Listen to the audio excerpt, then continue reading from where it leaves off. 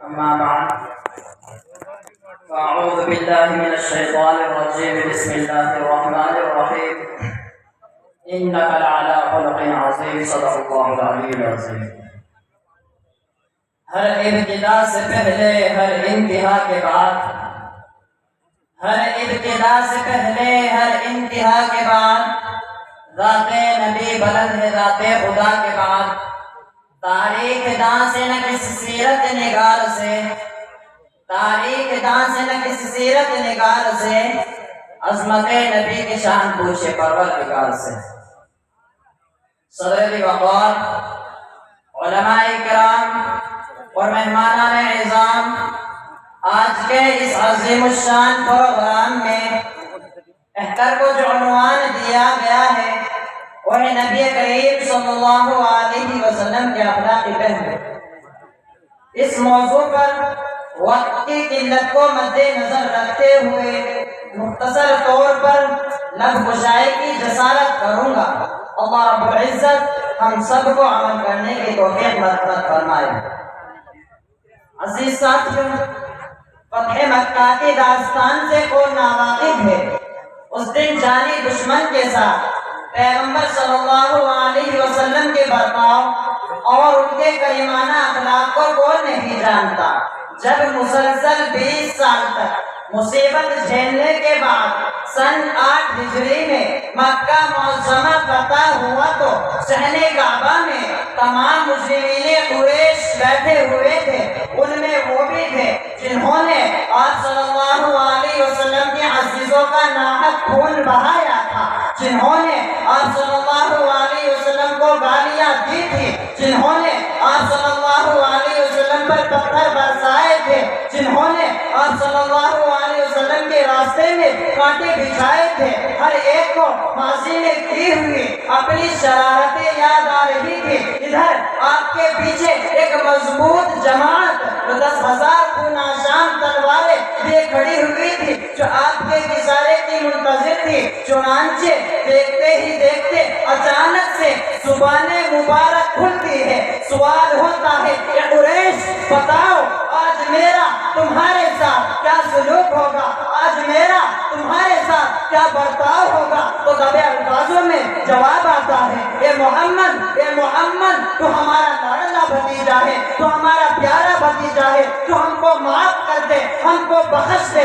آپ کا اتنا سننا تھا کہ آپ کا دل مبارک بدل گیا، دل نرم ہو گیا اور ماننے لگے کہ جاؤ آج میں وہی کہتا ہوں جو حضرت یوسف علیہ السلام نے اپنے بھائیوں سے کہا، لا تثریب علیکم اليوم اذهبوا فانتم الطلقاء، کہ جاؤ اہل مکہ سے کہہ دو کہ آمنہ کا لال، آمنہ کا دلارا، آمنہ کا پیارا کتال کی بھٹی میں جھونکنے کے لیے نہیں آیا ہے۔ جاؤ مکے کی ماؤں سے کہہ دو آج تمہاری اوڑھنی نہیں چھینی جائے گی۔ جاؤ مکے کی بہنوں اور حسینوں سے کہہ دو تمہاری ممتاؤں کو نہیں لوٹا جائے گا، تمہاری عزت آبرو کو داغدار نہیں کیا جائے گا۔ جاؤ تم سب کے سب آزاد ہو، آج معافی کا اعلان ہے۔ جو کعبے میں داخل ہو اس کو بھی امن ہے، جو دار سفیان میں پناہ لے اس کو بھی امن ہے، جو گھر کا دروازہ بند کر لے اس کو بھی امن ہے۔ یہ تاجدار بتا کے اخلاق پہ اور شہنشاہ کون مکہ کا اخلاق۔ عزیز ساتھیوں، اس میں کوئی شک نہیں کہ دنیا میں بے شمار انبیاء علیہ السلام آئے، انگنت مسلم قائد رہبروں نے جنم لیا، مگر خدا کی قسم تاریخ گواہ ہے کبھی بھی ارض و فلک نے ایسی مقدس ہستی نہیں دیکھی کہ جس نے گالیاں سن کر بھی ہدایت کی دعائیں دی ہو، کبھی بھی ایسا مقدس پیغمبر نہیں دیکھا کہ جس نے پتھر کھا کر بھی ہدایت کی دعائیں دی ہو، کبھی بھی ایسا مقدس نبی نہیں دیکھا کہ جس نے امت کی خاطر اپنے جسم اطہر کو لہو لہان کرایا ہو۔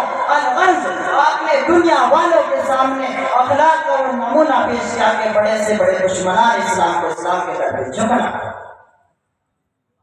عزیز ساتھیوں، میں تاجدار بطحا کے اس وقت کے اخلاقوں کے الفاظ میں بیان کروں کہ جب کائنات کے بے مثال سخی حاتم کی لگتے جگر، حاتم کی بیٹی سن 9 ہجری میں جنگ میں گرفتار کر کے دربار رسالت میں لائی جاتی لگی ہے تو سر سے چادر سرک گئی، سر کھل گیا، رحمت عالم کی نظر پڑی تو رحمت عالم نے ایک صحابی کو چادر دیتے ہوئے فرمایا کہ لو اس بچی کا سر ڈھک دو۔ تو صحابی یہ سن کر حیران و پریشان ہو جاتے ہیں، عرض کرتے ہیں یا رسول اللہ یہ دشمن کی بیٹی ہے، یہ کافر کا لتے جگر ہے، اور وہ چادر جس پر عفت کی مہر لگی ہوئی ہو اس بچی کے سر پر کیوں کر ڈھکی جا سکتی ہے؟ تو آقا مدنی نے فرمایا بیٹی بہرحال بیٹی ہوتی ہے، وہ دوست کی ہو یا دشمن کی، کافر کی ہو یا مسلم کی، جس طرح میں اپنی بیٹی کا سر بڑھانا نہیں دیکھ سکتا اسی طرح میں دشمن کی بیٹی کا بھی سر بڑھانا برداشت نہیں کر سکتا۔ چنانچہ رحمت عالم کی چادر اس بچی کے سر پر ڈال دی جاتی ہے، بے ساختہ آنکھ اشکبار ہو پڑتی ہے۔ آقا مدنی فرماتے ہیں بیٹی میں تمہارے باپ کے ذوق و سخاوت کو ملحوظ رکھتے ہوئے تمہیں آزاد کرتا ہوں اور تمہارے قبیلے کی بھی تمام عورتوں کو آزاد کرتا ہوں۔ اسلام کے نام پر کیچڑ اچھالنے والوں، کیا تم پوری تاریخ عالم کے اندر اخلاق نبوی کا کوئی نمونہ پیش کر سکتے ہو؟ کیا تم پوری تاریخ انسانیت کے اندر اخلاق نبوی کی کوئی مثال دکھلا سکتے ہو؟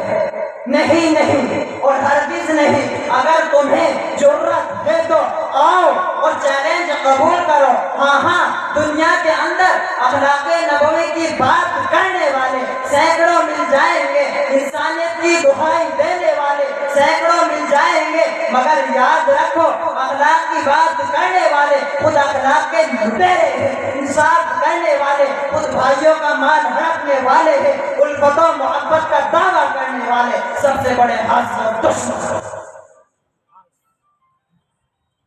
عزیز ساتھی، اس میں کوئی شک نہیں کہ دنیا میں تقریباً 1,24,000 انبیاء علیہ السلام آئے۔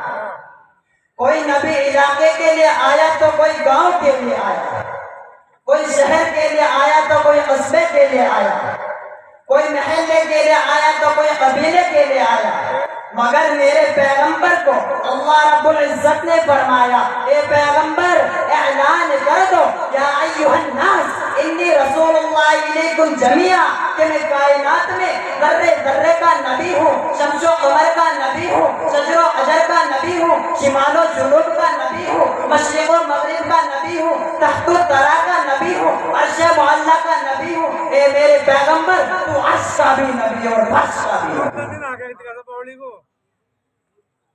ساتھیوں، انسان کے اندر شرافت ہو تو 1 روپے کا احسان نہیں بھولتا۔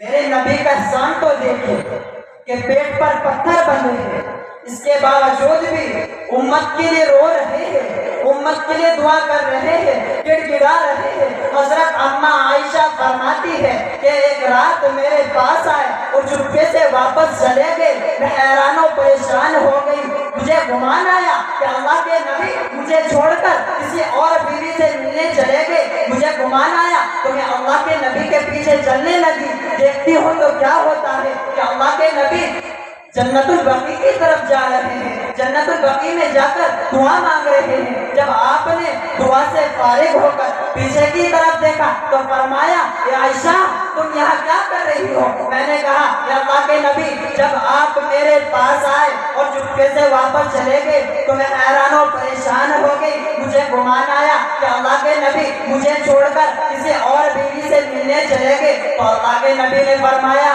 عائشہ یاد رکھ نبی بن کر کبھی کوئی خیانت نہیں کر سکتا، میں تو اپنی امت کے لیے اللہ رب العزت سے بخشش کی دعا مانگنے کے لیے آیا یا اللہ میری امت کو معاف کر۔ اللہ رب العزت سے دعا کریں گے اللہ رب العزت ہم سب کو اخلاق نبوی صلی اللہ علیہ وسلم پر چلنے کی توفیق مرحمت فرمائے۔ اے جنت تجھ میں حور و قصور رہتے ہیں، اے جنت تجھ میں حور و قصور رہتے ہیں، میں نے مانا کہ ضرور رہتے ہیں، میرے دل کا طواف کر اے جنت میرے دل کے حضور رہتے ہیں۔ السلام